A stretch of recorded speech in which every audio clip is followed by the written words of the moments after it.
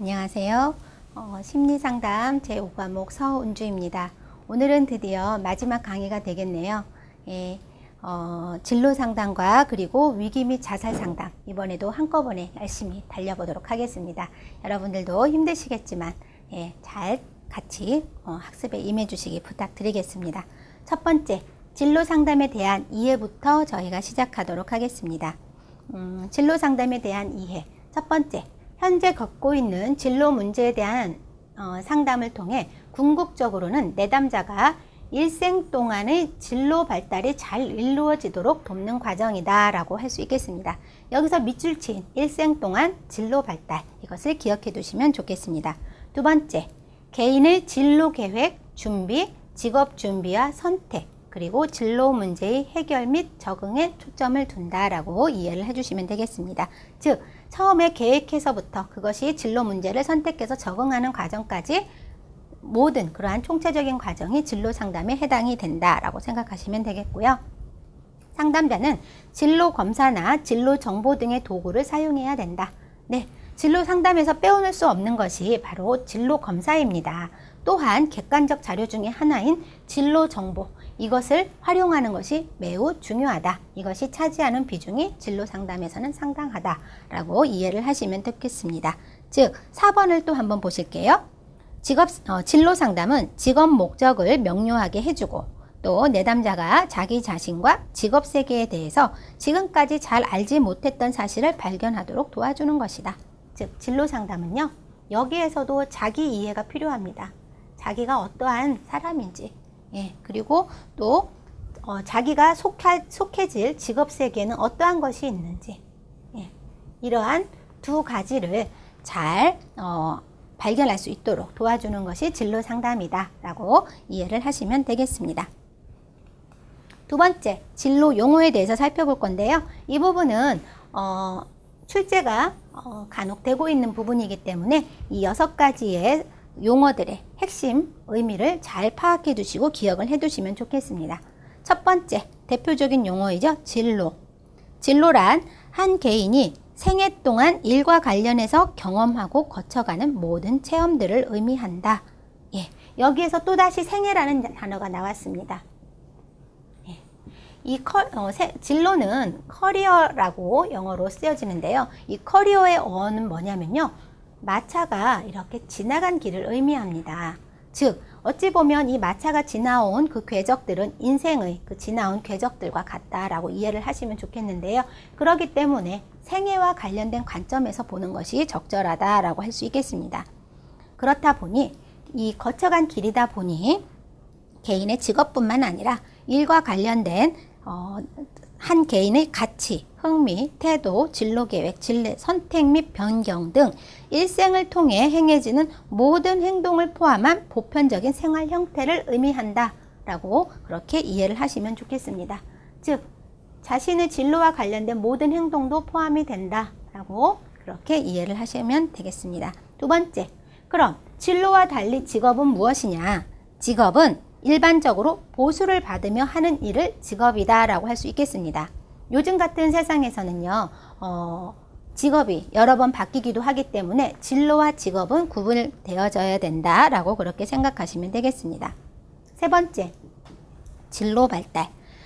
진로 발달은 평생을 통해서 지속되는 과정으로서 각 개인이 자기가 설정한 진로 목표에 접근해 가고 그 목표를 달성해 가는 과정을 말한다. 즉, 자기가 세운 진로에 대해서 발달을 해가는 과정들을 다 진로 발달이다 라고 이해를 하시면 되겠습니다.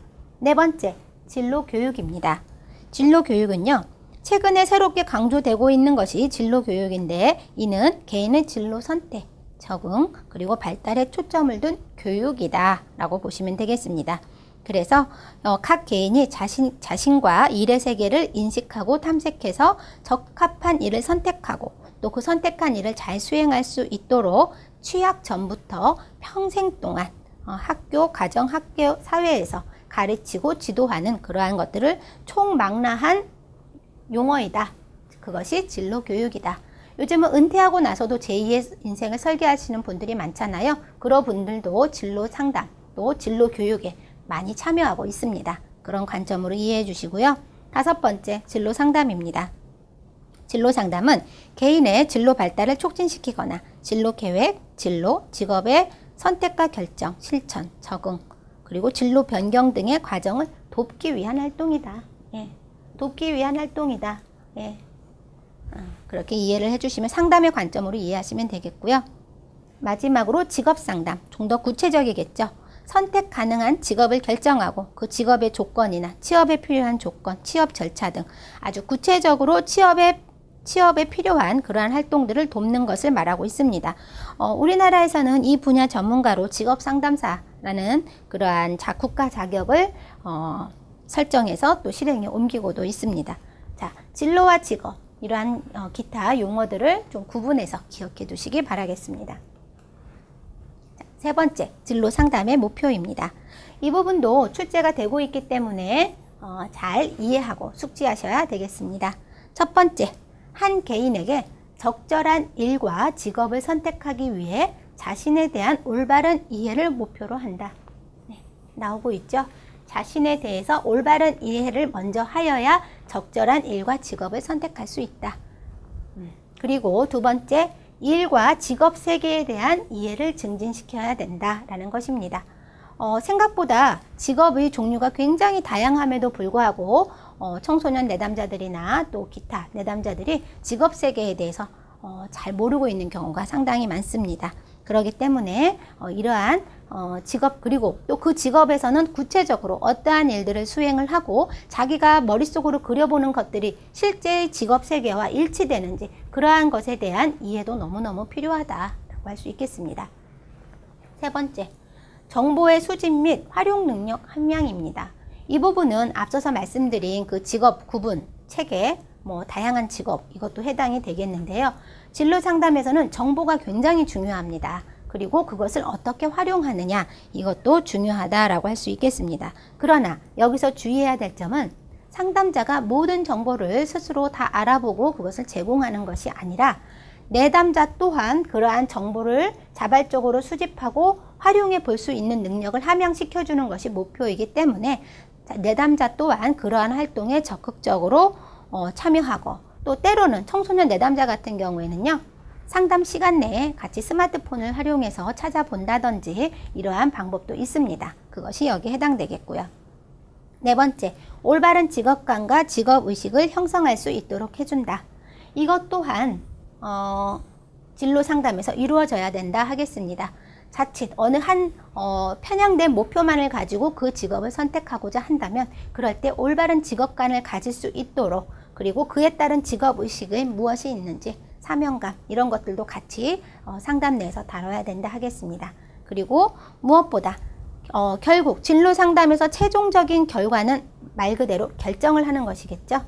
합리적인 선택을 하는 것이 최종 목표라고 보고, 그러한 합리적인 의사결정을 할 수 있는 능력을 증진시키는 것이 진로 상담의 목표이다 라고 할 수 있겠습니다. 자, 그렇다면 진로 상담은 어떠한 원리를 가지고 이루어져야 되는지 살펴보도록 하겠습니다. 이 부분도 이해를 해 두셔야 되고요. 출제가 간혹 되고 있습니다. 전반적인 내용 위주로 이해를 해 주시기 부탁드리겠습니다. 진로 상담은 어찌됐건 포커스는 진학과 직업 선택, 이런 쪽에 좀 더 맞춰지겠죠. 예. 그러한 현실적인 그러한 진학과 직업 선택, 이런 부분에 초점이 된다라는 것이고요. 또 두 번째, 합리적인 진로 의사결정 과정이 되도록 상담이 이루어져야 된다라는 것입니다. 그 진로 상담의 최종 목표라 그랬죠. 결국에는 결정을 해야 되는 것인데 그것이 합리적으로 이루어질 수 있도록 그렇게 상담이 이루어져야 된다라는 것입니다. 그러기 위해서 합리적인 진로 의사결정이 이루어지기 위해서는요, 개인의 특성을 객관적으로 잘 파악을 해야 되겠고, 또 상담자와 내담자 간에 또 라포도 잘 형성이 된 것을 바탕으로 이루어져야 된다라는 것입니다.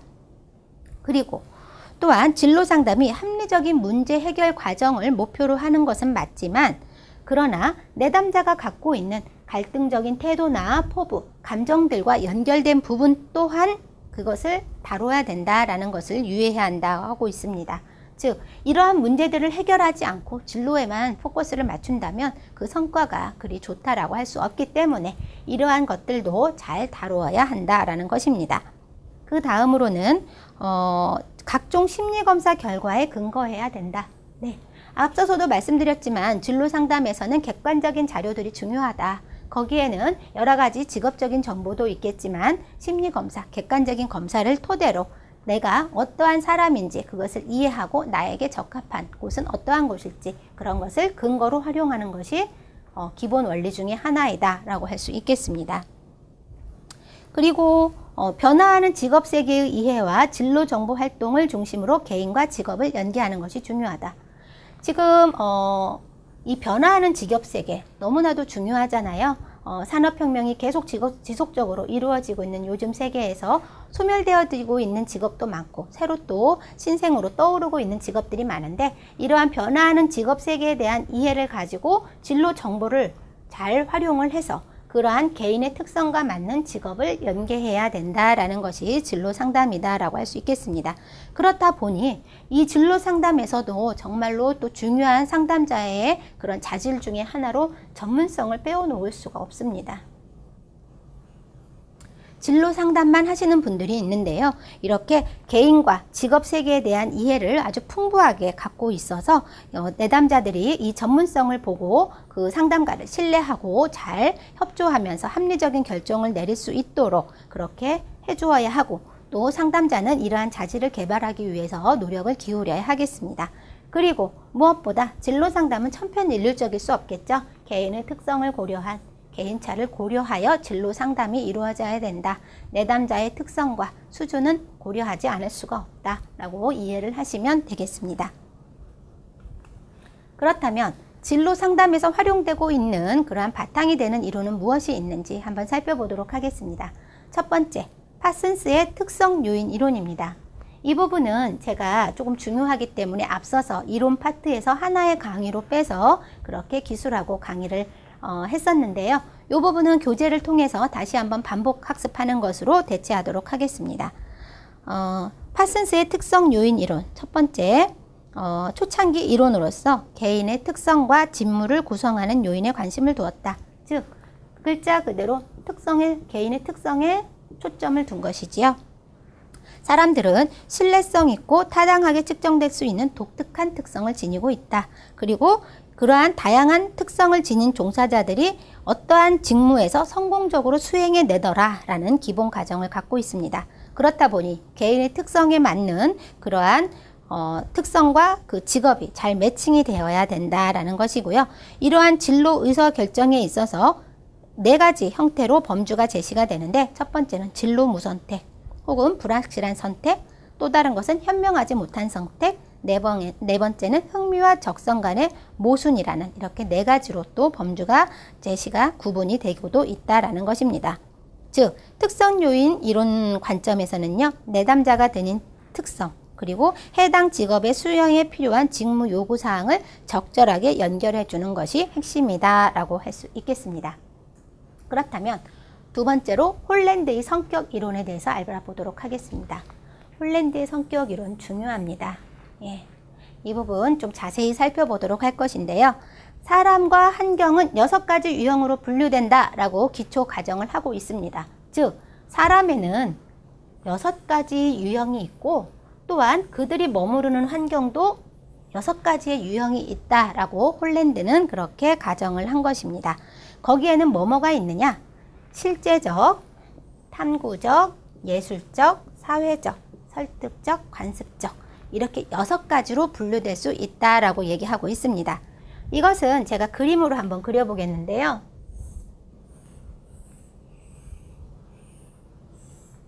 홀랜드는 육각형의 모형을 가지고 이것을 설명하고 있습니다. 첫 번째,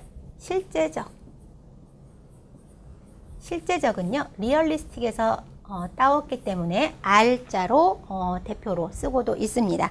이 실제적 유형에 해당되는 사람은요, 기계나 도구를 좋아하고 동물, 이러한 실제적인 것에 관심이 많습니다. 그렇다 보니 어떠한 환경에서 근무를 하느냐, 주로 기술자가 이곳의 실제적인 유형에 해당이 된다라고 이해를 하시면 되겠습니다.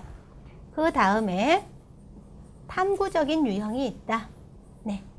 여기에서는 investigative라고 해서요. I자 대표로 약자로 그렇게 쓰고 있고요. 탐구적 이 영역에 포함되는 사람들은요. 호기심이 많고 그리고 굉장히 조직적이다. 그리고 정확하고 논리적이다 라고 생각을 하시면 되겠고요. 주로 여기에는 과학자들이 해당이 된다라고 보시면 되겠습니다. 세 번째, 예술적, 아티스틱이라고 해서 A 약자를 씁니다. 여기에는요, 굉장히 독창적이고 또 표현이 풍부한 사람들이 해당이 된다라고 할 수 있겠고요. 음악가나 미술가 이런 사람들이 해당이 되겠습니다. 또한 여기 요 점에는요, 사회적 유형이 있다라고 그렇게 구분을 하고 있습니다. 소셜의 약자인 S를 칭하고 있는데요. 여기에는요, 이 사회적 유형의 특징은 다른 사람과 함께 하는 것을 좋아하고 또 다른 사람을 돕는 것을 좋아하는 사람들이 있다라는 것입니다. 지금 얼핏 떠오르시겠지만 여기 상담 분야나 임상심리 이쪽에 계시는 분들이 사회적 유형에 해당되시는 분들이 많다라고 할 수 있겠죠. 그렇다 보니 사회복지사나 상담가, 교사들이 사회적 유형에 많이 해당이 된다라고 그렇게 구분하고 있습니다. 이쪽은 설득적 유형입니다. 예. 설득적 유형은요, 엔터프라이징이라고 해서 약자인 E를 따고 있고요. 이 설득적 유형에 해당되는 사람들 같은 경우에는요, 조직의 목표라든지 어떠한 구체적인 경제적 목표를 이루기 위해서 타인들을 같이 잘 이끌면서 가는 것을 좋아하는 유형이다라고 할 수 있겠습니다.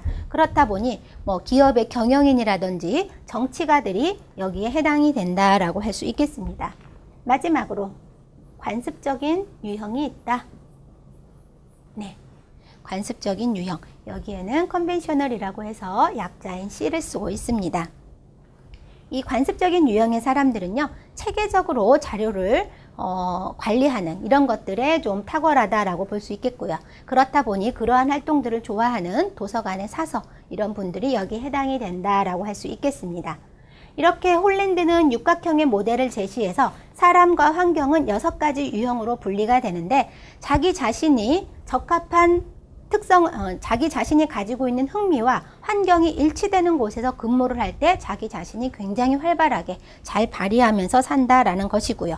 또 다르게 얘기를 하면 예술 분야에서 활동하는 사람과 또 과학 분야에서 활동하는 사람들 사이에서는 차이가 있다. 그런 각각 다른 성격의 유형을 갖고 있더라 라고 그렇게 이해를 하시면 되겠습니다. 그렇다면 이 홀랜드가 제시한 육각형 모델에서 나오는 주요 개념들이 있습니다. 이것 또한 여러분들께서도 잘 기억을 해두시면 좋겠는데요. 첫 번째, 일관성입니다. 성격 유형 간의 관련 정도를 의미한다 라고 말씀드리겠습니다. 환경 유형에도 적용되어 유형의 어떤 쌍들은 다른 유형의 쌍들보다 공통점을 더 많이 가지고 있다 라고 그렇게 적혀 있는데요. 이 얘기는 뭐냐면요, 앞서서도 육각형 모델에서 실제적인 유형이 있었고 탐구적인 유형이 여기에 위치하고 있었잖아요. 이렇게 가까이에 위치하고 있는 그러한 성격의 유형들은 공통점이 많더라, 일관성이 높다, 그렇게 이해를 하시면 되겠습니다. 두 번째, 변별성입니다. 사람이나 환경이 얼마나 잘 구별되는지를 의미한다. 어떤 사람이나 환경은 한두 가지 유형의 특징을 뚜렷이 나타내는가 하면 어떤 사람은 6가지의 유형을 고루 보이기도 한다. 즉, 어떤 사람은 예술적 점수와 또 사회적 점수가 굉장히 높다라고 치면 어떤 사람 같은 경우는 골고루 비슷비슷한 점수들도 분포되어 있을 수 있다라는 것인데요. 이 변별성에 따라서 변별성이 높은 사람 같은 경우에는 자기 스스로 그 만족도가 굉장히 높겠죠. 예, 자기가 높은 점수를 가지고 있는 그런 환경에서 근무할 때 만족도가 굉장히 높다라고 그렇게 얘기하고 있습니다. 세 번째, 정체성입니다. 정체성이란 자신에게 또는 환경에 대해 갖는 정체성이 얼마나 분명하고 안정되어 있는가를 평가한다라고 되어 있습니다. 즉, 자기 자신이 자신에 대해서 얼마나 잘 알고 있느냐, 그것이 또 안정되어져 있느냐, 이것이 또 개념 중에 하나로 등장을 했고요. 그 다음으로 일치성이 나옵니다. 개인과 직업 환경 간의 적합성 정도에 대한 것으로 사람의 직업적 흥미가 직업 환경과 어느 정도 맞는지를 의미합니다. 즉 자기가 자기 코드와 맞는 환경에서 근무하고 있는지, 이것이 일치되고 있는지를 일치성이다 라고 그렇게 얘기하고 있습니다. 그리고 마지막으로 계측성. 흥미 유형과 환경 유형 간의 관계가 육각형 모형에 따라 결정될 수 있으며, 이 육각형 모형에서 흥미 유형 또는 환경 유형 간의 거리는 그들의 이론적 관계에 반비례한다는 것을 시사한다. 그것을 흥미 유형과 환경 유형 간의 거리가 이론적 관계와는 반비례된다는 것을 예측할 수 있다. 그렇게 이제 이해를 하시면 되겠습니다. 마지막으로 직업상담사의 주요 역할 보도록 하겠습니다. 이것도 중요합니다. 잘 이해를 해두시기 바라겠습니다. 직업상담사는요, 개인 및 집단 검사 실시 및 해석 능력 반드시 필요하겠죠. 이거 실시도 해야 될 수 있을 뿐더러 그것을 잘 해석해서 전달해 드리는 능력이 매우 중요하다. 그리고 직업에 관한 정보 탐색 및 활용 능력 함양해야 된다. 그리고 진로 상담자로서의 윤리 숙지 및 전문성 계속 강조되고 있죠. 예. 진로는 한 개인의 일생을 합리적인 진로 의사결정을 중요하는 부분이기 때문에 매우 중요하다. 따라서 윤리도 잘 숙지하고 있어야 된다. 또한 진로 발달 이론에 대한 전문 지식 가지고 있어야 되겠고요. 직업 지도 프로그램 개발과 운영도 할 수 있어야 된다. 네, 여기까지 진로 상담에 대해서 알아봤습니다. 자, 드디어 이제 심리 상담 과목의 마지막이죠. 위기 및 자살 상담에 대해서 알아보도록 하겠습니다. 최근 자해 및 자살에 대한 그러한 관심이 매우 지금 높아지고 있습니다. 그리고 우리나라 같은 경우에는요, OECD 가입국 중에서 자살이 두 번째로 높은 나라로 그렇게 알려져 있습니다. 일단 위기 상담의 유형에 대해서부터 먼저 살펴보도록 하겠습니다. 위기의 유형은요, 생물학적 위기, 환경적 위기, 우발적 위기, 이렇게 세 가지로 나누어서 구분이 되고 있습니다. 생물학적 위기는요, 일반적이고 발달적인 위기다라고 이해를 하시면 되겠습니다. 학령기, 학교 들어갔을 때 아이들이 적응하면서 그걸 못해가지고 발생되는 문제라든지, 사춘기, 발달 과정상에 이루어지는 것, 혹은 임신과 출산, 이런 여러 가지가 있을 수 있겠죠. 그러한 위기를 얘기하고요. 두 번째는 환경적 위기, 부모의 이혼이나 사망, 학대, 이사, 그리고 만성적인 질병, 이런 여러 가지 것들이 환경 면에서, 상황적인 면에서 발생된 것. 그리고 세 번째, 우발적 위기.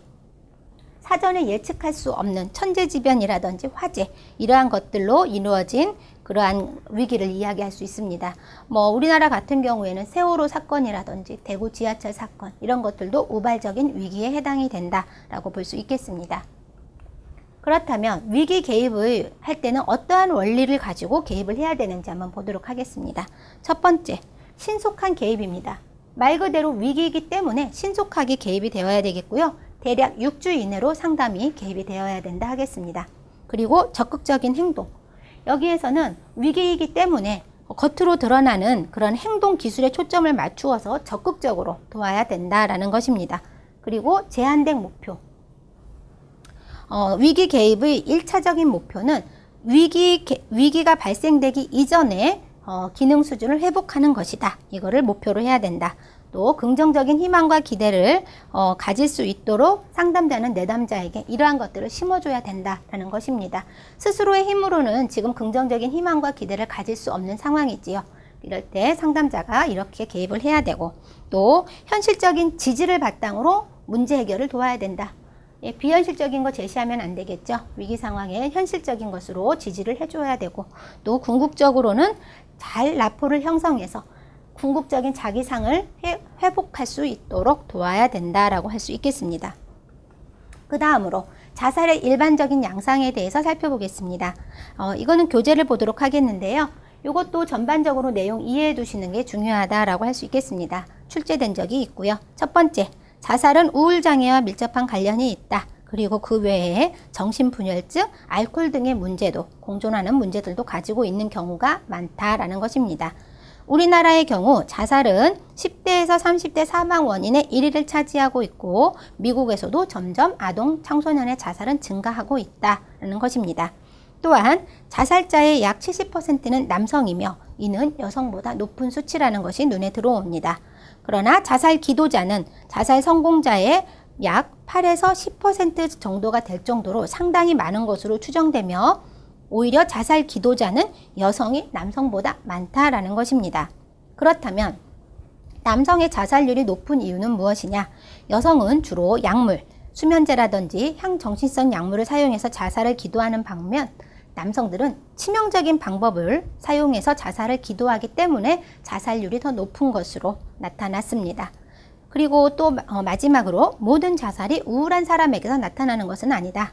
일반적으로 자살률은 경제적 불안기에는 올라가고 경제적으로 번영기에는 안정되는 그러한 양상을 보인다. 여기서 우리가 이제 알 수 있겠죠? 아, 자살에는 사회적인 영향도 크구나 라는 것을 짐작해 볼 수 있겠습니다. 그렇다면 자살의 원인에는 어떻게 구분이 되는지 또 살펴보도록 하겠습니다. 생물학적, 심리적, 병리적, 사회적 요인으로 그렇게 나누어지는데요. 첫 번째, 생물학적 원인. 자살 행동은 가족 간에 유전되는 경향이 있더라. 그리고 또 생물학적으로 세로토닌이 활성이 감소되거나 자살 행동에 유발인자가 있는 것으로 밝혀졌다라고 기술했습니다. 이것은요, 쌍둥이 연구를 보면 알 수 있는데요. 이란선 쌍둥이보다 일란선 쌍둥이들이 자살 수행 및 행동 일치율이 높은 것으로 나타났습니다. 그렇다면 자살 행동에는 가족 간에 유전되는 경향, 그런 유발인자들이 있다라고 그렇게 되어 있고요. 두 번째, 심리적 원인. 사랑에 실패했거나 중요한 관계가 단절된 경우, 또 명예가 실추된 경우, 여러 가지 있을 수 있겠죠. 그런 심리적인 원인으로 자살에 이르게도 된다. 세 번째, 병리적 원인. 평소에는 건강한 사람이라도 병리적인 상태가 됐을 경우, 극심한 우울이나 불안, 알코올 중독, 그리고 정신분열증, 조현병이죠. 그런 경우에는 자살이 실행된다라는 것입니다. 네 번째, 사회적 요인. 생활고로 인해서 안타까운 자살 소식을 우리가 또 접하곤 하는데요. 이러한 각종 중독이나 투자 실패, 또 학업에 대한 압박감으로 청소년의 자살, 이러한 사회적 문제들로 인해서도 이루어진다라고 볼 수 있겠습니다. 그렇다면 우리가 자살을 할 때 그 자살을 시도하려고 하는 사람들의 징후들이 공통적으로 발견이 되더라는 것입니다. 어떠한 거냐? 그들은 고립되어 있더라라는 것입니다. 그리고 죽음에 대한 생각을 자주 하고 그것에 대해서 주변 사람들에게 언급도 하더라라는 것입니다. 그리고 신체적인 질병을 계속 가지고 있거나 자꾸 이러한 사고들이 증가되는 경우에도 자살을 할 수 있는 사인이다라고 좀 해야 되겠고요. 학교 및 직장에서 문제, 여러 가지 문제들을 일으켜졌을 경우에도 자살을 떠올린다. 그리고 정서적 교류와 관계가 이런 것이 단절된 경우, 관계의 단절이겠죠. 네, 그런 경우에 이제 자살의 징후들로 사인으로 보고 조기에 적절하게 발견하고 대처해야 되겠습니다. 그렇다면 청소년 자살의 특징에 대해서 한번 살펴보도록 하겠는데요. 이 부분 중요하니까 우리가 교재를 통해서 한번 보도록 하겠습니다. 청소년 자살이 중요한 특징 중에 하나는요, 발달 단계 특성상 자살 시도율이 높다라는 것입니다. 무엇냐면요, 청소년기는요, 신체적, 정신적으로 안정되어 있지 않은 변화가 아주 많은 시기라고 할 수 있기 때문입니다. 그렇기 때문에 청소년들은 충동적으로 자살을 시도할 수 있다. 충동성이 있죠. 그래서 청소년들은 아직 미성숙하기 때문에 일시적인 충동에 의해서 자살을 시도할 수 있고, 또 자살을 시도하는 그 전에 생활 스트레스들을 가지고 있더라. 생활 속에서 일어나는 스트레스가 원인이 되더라라는 것입니다. 그렇기 때문에 조기 발견해서 적절히 대처해 주는 것이 중요하고요. 그리고 또 모방 자살의 경향이 있다. 자신이 좋아하는, 추종하는 연예인이 자살을 선택한 경우 그것을 따라하는 그러한 모방 자살을 할 수 있는 청소년들이 있다라는 것입니다. 또한 그들은 자살을 선택하는 데 있어서 어떠한 메시지를 전달하기 위한 수단으로 자살을 선택하기도 한다는 것입니다. 자기가 직접적으로는 메시지를 전달하지 못하고 자기의 이런 고통스러운 상황, 자기의 억울한 심정, 이러한 것들을 자살로 그렇게 호소하면서 하는 경우가 있다라는 것이고요. 또한 집단 자살이나 동반 자살을 하는 경향도 있다. 네. 아주 위험하겠죠. 그리고 또 어떤 경우에는 가정 내 불화 같은 것을, 부모의 이혼 같은 것을 자신의 탓으로 간주함으로써 자살을 시도하기도 한다. 자기 규인. 사실은 이것은 자신의 잘못이 아님에도 불구하고 그렇게 하는 경우도 있고요.